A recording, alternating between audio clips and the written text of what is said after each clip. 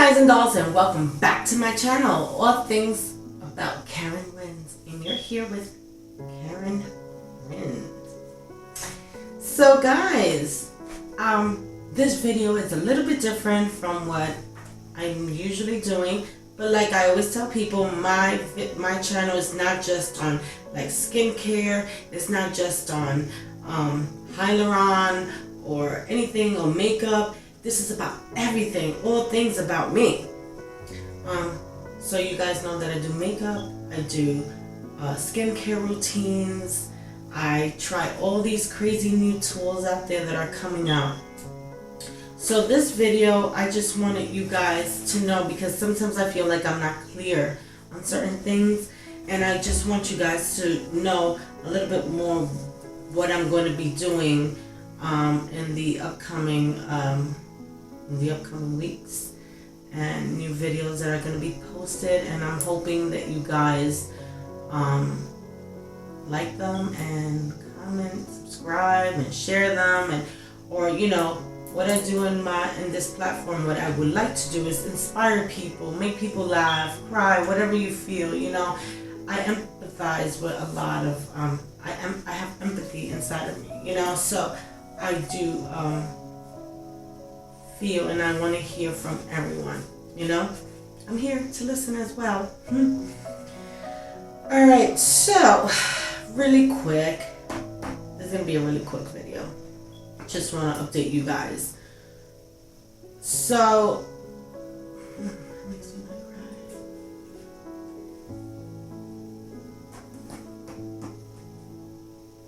I'm sorry.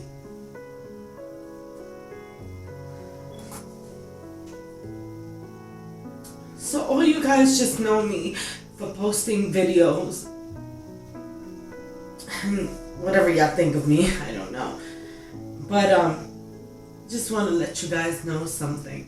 And this is my deepest, darkest secret that I don't share with no one, and now I'm sharing it with the world. I'm an Army veteran. Okay, and I have 3 beautiful sons, and they're all grown. Their name is Lewis, the oldest is 25. Jason, who's 21, who just made me a grandma, and Christopher, who's 18, the baby. He's still my baby, they're all my babies. But as you know, when people are in the military, they lose weight, they look great, they feel great.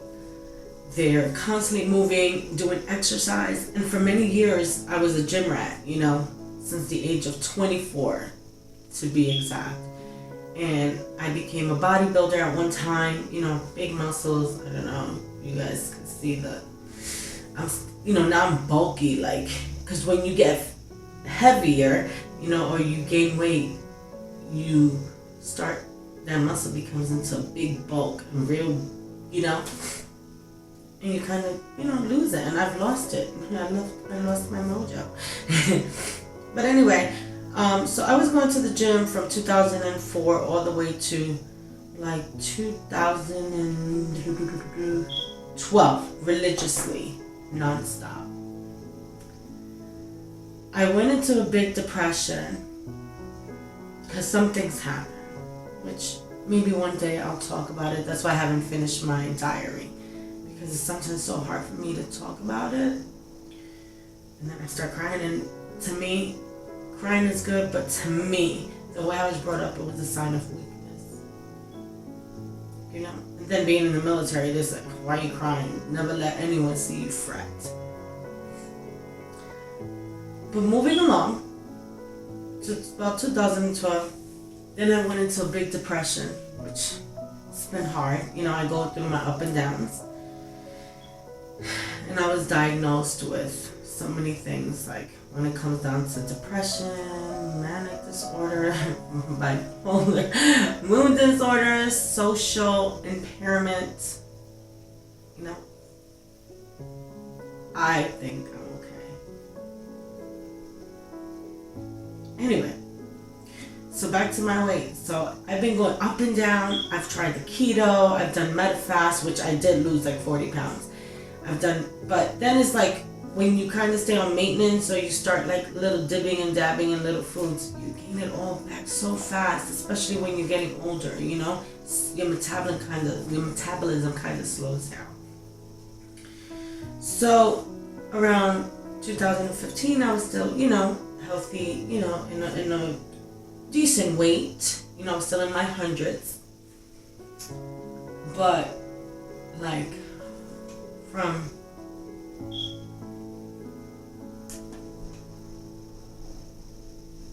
I'm sorry.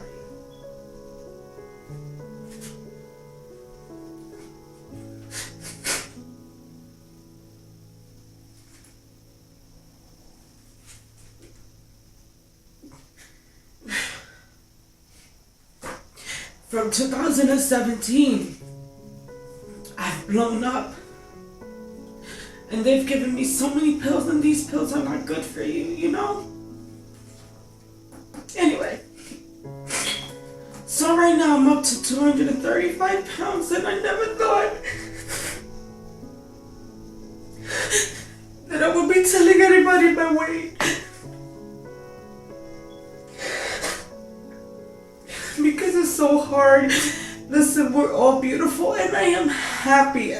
I'm crying because it's just more to this. I am happy with myself. I love myself.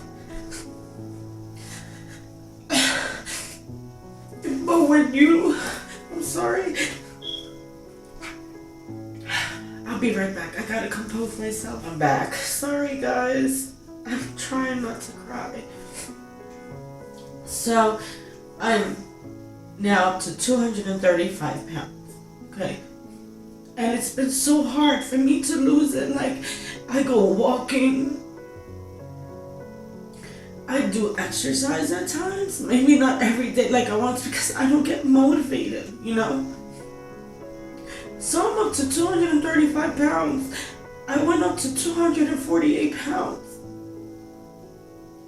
And I'm only 5'6". I'm not even that tall, you know? And for my weight and body structure, they said I'm supposed to be 158, like anywhere from 135 to 158. You know, the max is 158, the lowest is like 135, you know? So anyway, so I've tried the keto diet, and it was also successful, but I got so tired of eating meat, you know? And it's always meat. And I'm not a big meat eater. I'm not a big fan of meat. I love sushi. I'll eat it every day. But meat, I did vegan, you know, which I'm used to it now. You know, today is November 21st, 2019. And I did the vegan for about April, May, till September. And then I relapsed. I ate a little bit, and then I was like, no, which I still eat vegan, you know, certain things, but, you know, I don't really eat meat. Ugh, gross. And to be honest, I look at the way I eat, and it's not even a lot. Like, I don't get it. And I get so confused. So anyway, I've done keto diet, Metafast. I've done the Weight Watchers. I've done fasting. I've done diet pills, which is not healthy, guys. Don't do it. I even have done laxatives in the past. I am right now on a diuretic, which is a water pill through my doctor. Yeah, so I've tried everything. And I never thought, you know, and for years, like for about 4 years, I've been thinking of going to a bariatric. I've gone to nutritionists, you know, and I follow stuff. Like when I start doing something, I'm so dedicated to doing that, because I could consider myself somewhat of a perfectionist. But I do. When you tell me, Karen, do something, I will do it. You know, I will not stop until I do it right. That's one thing I learned from the military. Do it right the first time, or think outside of the box. Attention to details. That is me. Well, I tried to be. But anyway, so Guys, I want to share with you guys that on this channel, I will be sharing with you guys my journey.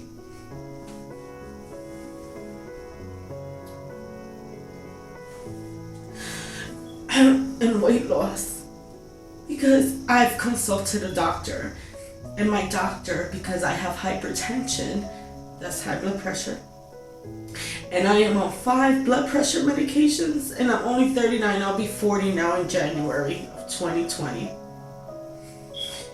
And I have a beautiful granddaughter that I want to last long for. My dad died at 45 of a heart attack, and in my family, diabetes, heart condition, high blood pressure runs. And I look at my beautiful 3 boys and I want to last for them.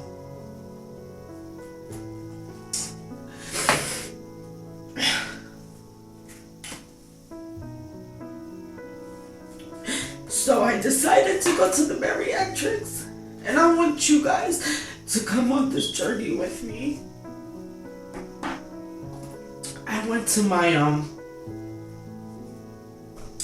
my consultation, and then I went to the seminar. You have to take some classes before you do it. Excuse me, I'm so emotional. This is so hard for me to talk about, and I'm finally talking about it.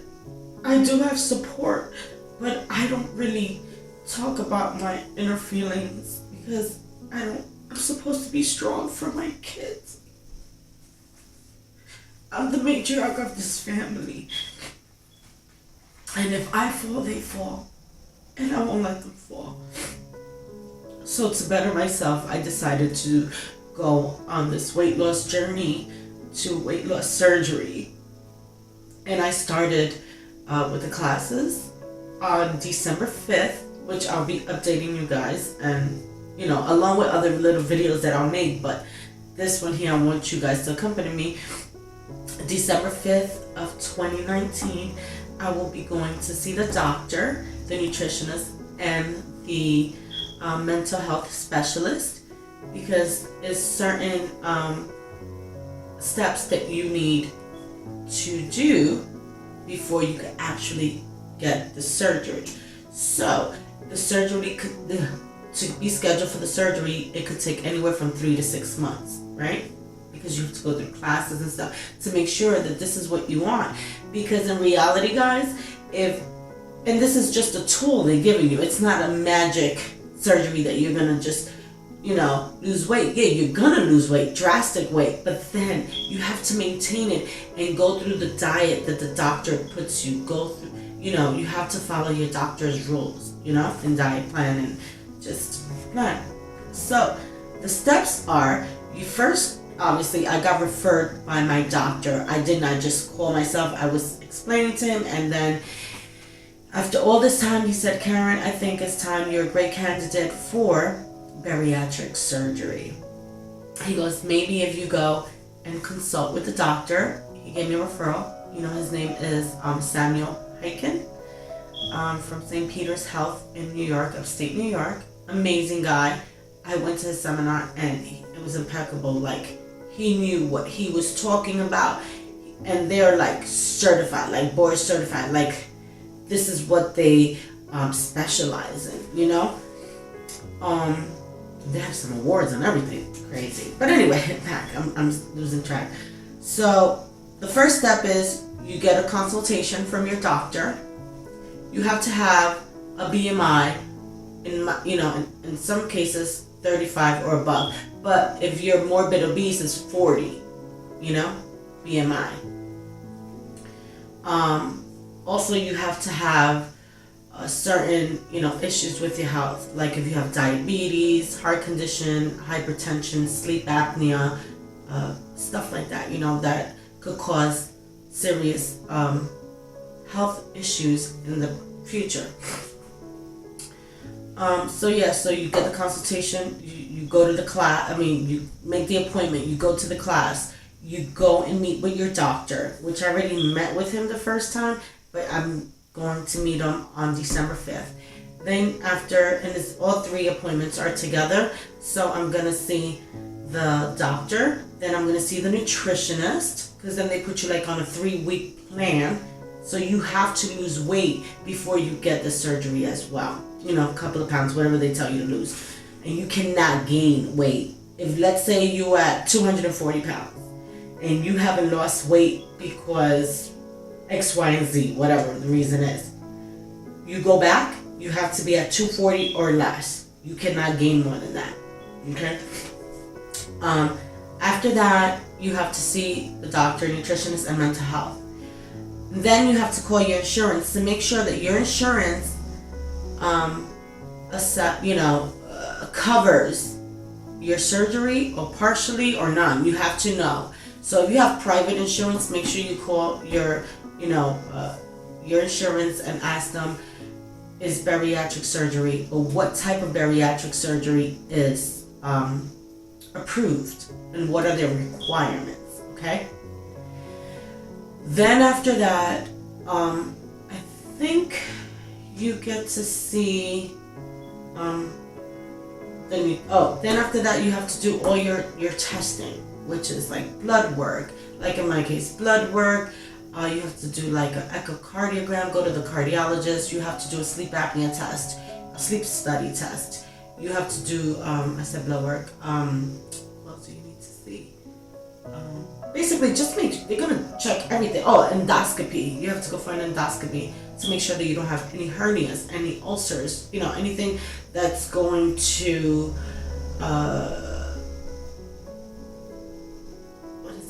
anything that's gonna impair them for them not to do the surgery. They just want to check that everything is okay and that you're pretty healthy to go through this surgery.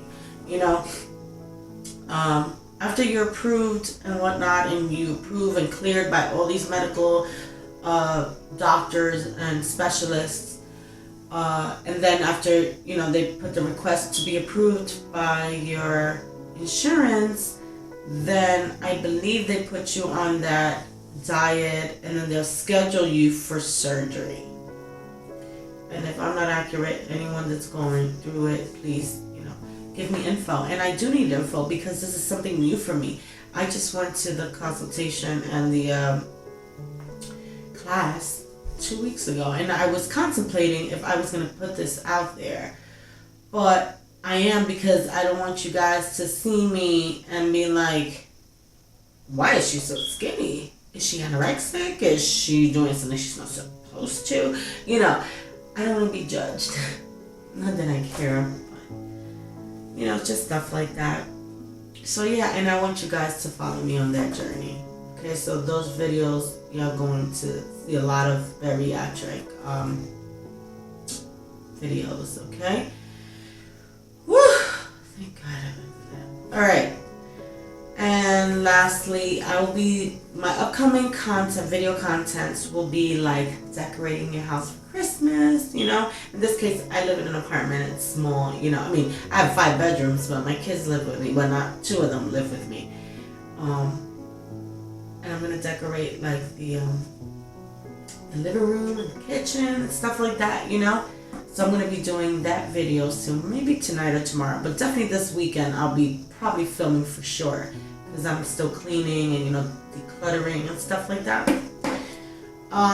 Also, guys, Thanksgiving is next week. I will be vlogging about that, and you will see all the delicious foods that I'm going to cook. You'll meet my family briefly.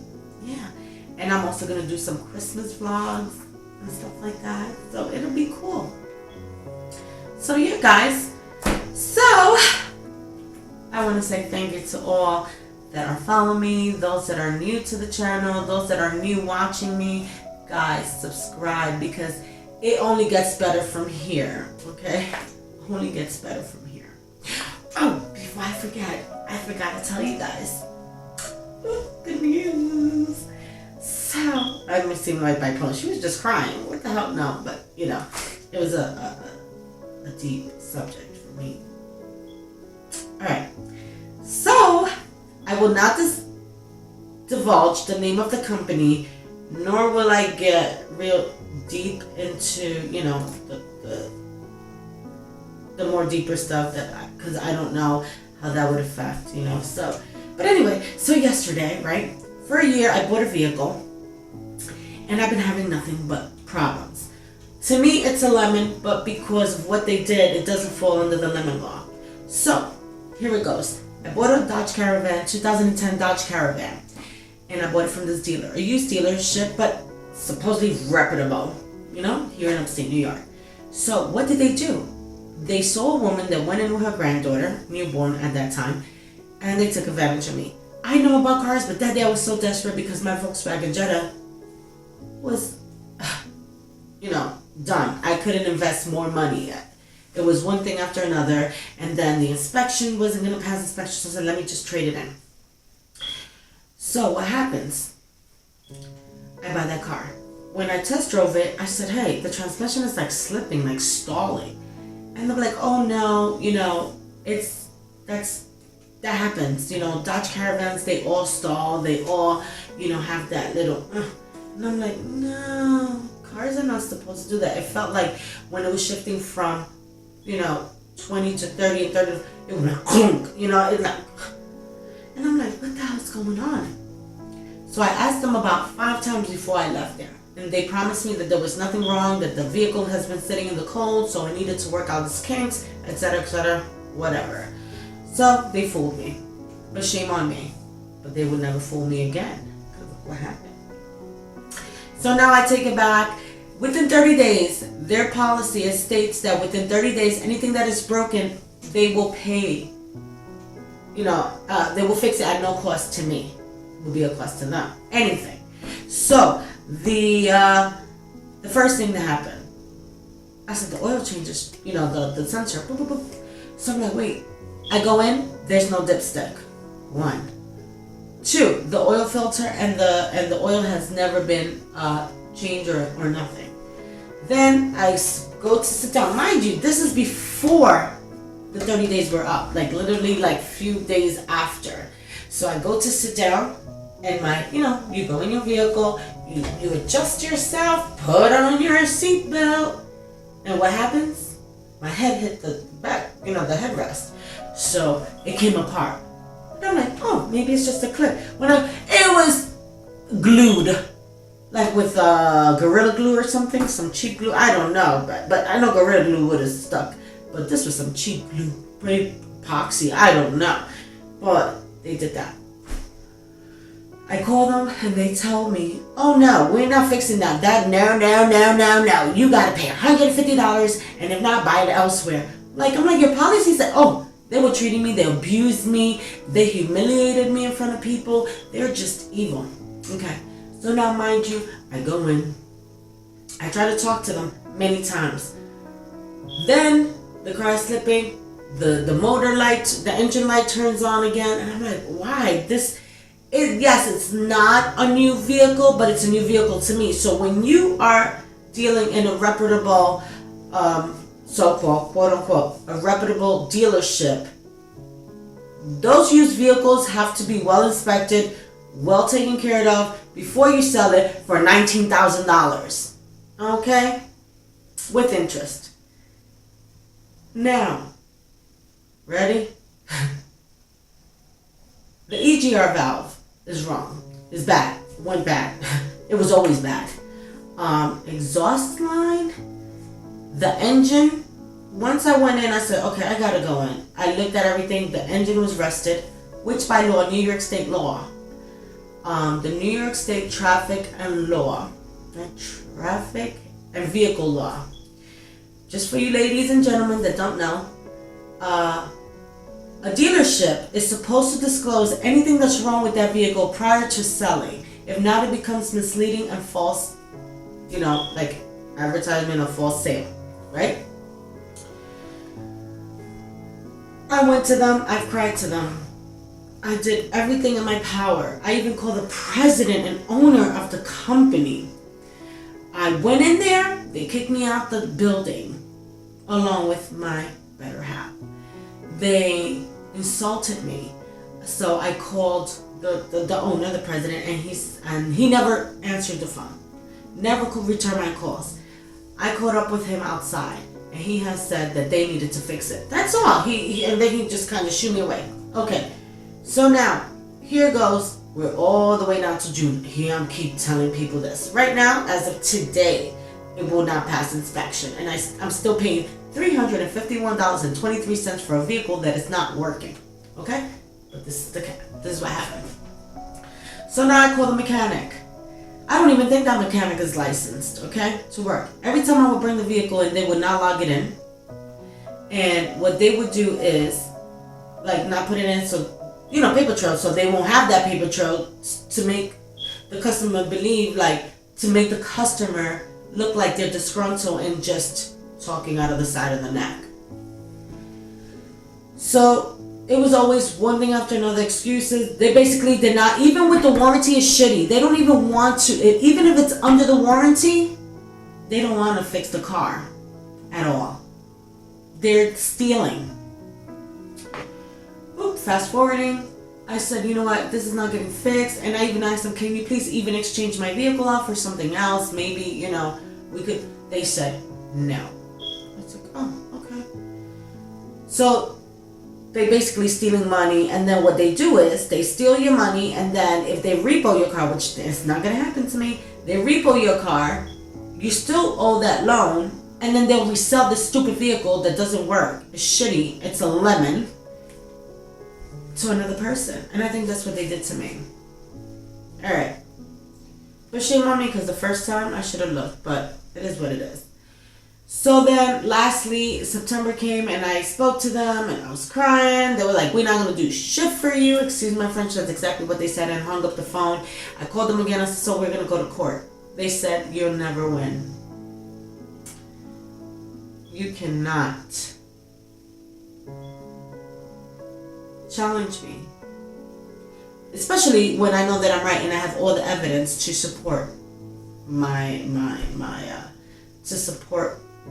to support me, to back me up on what I'm saying, right? So now I go in and I file, and what happens when the first court day comes? The general manager comes in, who is a pompous asshole, and I said it in my statement and everything. And he, you know what he said? Oh, what did you tell my boss? Since you told my boss that I'm arrogant, I'm a pompous, and your better half comes in here, tells me that I have to go outside and listen to the noises and stuff. No. Get out my office, get out my building. Prior to that, I sat with him. I was gonna say something. So, and then the van left me in the middle of the highway with my newborn granddaughter because the belts were so rusted that they snapped and I almost got into an accident. So, so now I filed the petition to go to court. We go to court and he comes in. He was kind of nervous and he brings this thing. Well, he brought his stupid warranty and all my payments are on time and before time because I have good credit and I don't want to ruin that. Good credit is important. So he comes and he says, oh, Mrs. Escobar, that's my last name in Spanish. She only paid out of pocket $65. I said, yeah, to you, because I went to other mechanics and they have put money. I put money into this van. So I was quiet. I had a statement. So she said, okay, you guys are not going to settle this today, so we're going to schedule a hearing. In that time, I went to different mechanics, got letters from the mechanics saying that the car is unsafe. They did a diagnostic.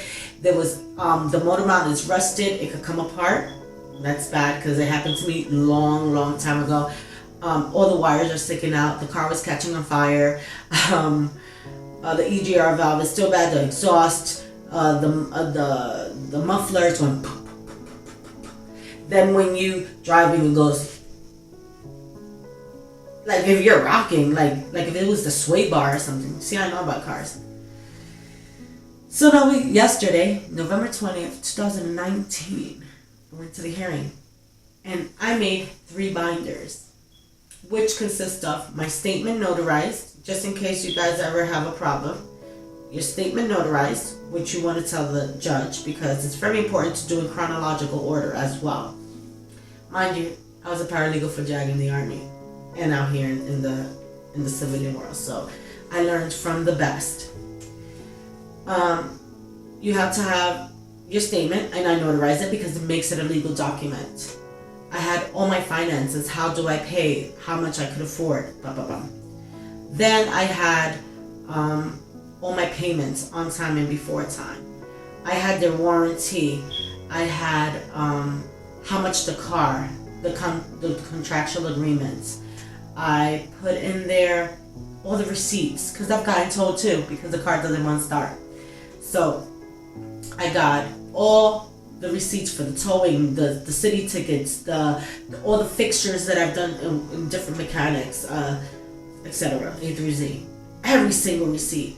Then I put in there as well the letters from the mechanics saying that it was unsafe and all the codes that it had going on and how they tampered with the vehicle's history, because he could see what codes are on now, but he did a vehicle history and he could not see in the past.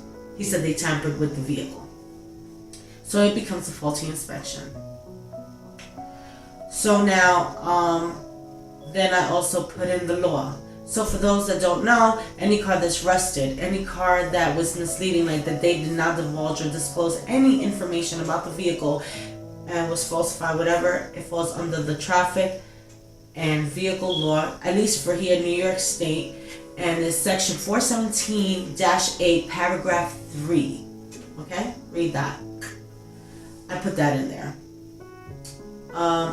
After that, I put all the pictures. Every single picture. There were about 12 pictures of the engine, of the rust, of everything wrong with the vehicle.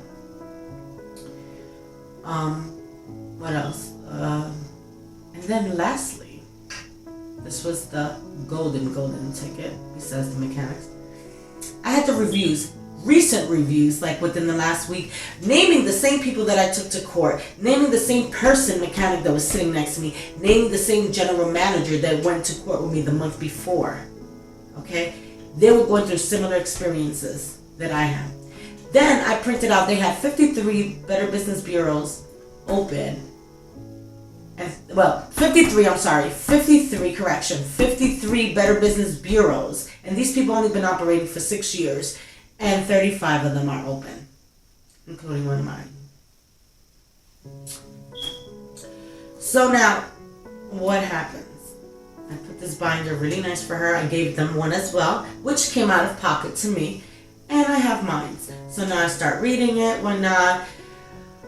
Well, he tried to lie and commit perjury under oath. And she caught him. So she looked at me, she was very sweet. It was a female judge. Excuse me. And after we discussed, after each party discussed their issues and put their stuff out there, she went to deliberate. She took about 25 minutes. She came out, grabbed the calculator, went back. Boom. You ready? All things about Karen wins. I won my case. So, this is how it went. She gave me all my money back. She gave me all my deposits back. She gave me all the receipts from what I invested in the van. She gave me all that back. She gave me back all the tickets, all the towing money. She gave me the dip payments. Because on top of the down payment that you give, they make you do an extra 4 down payments, which was $400 a month before I even did my actual payment to the bank. Okay? And never did I fail them once. She gave me all that money back. And she says, you get to keep the car. So I am proud. And if any of my old colleagues are out there and bosses, thank you guys for teaching me everything that I know.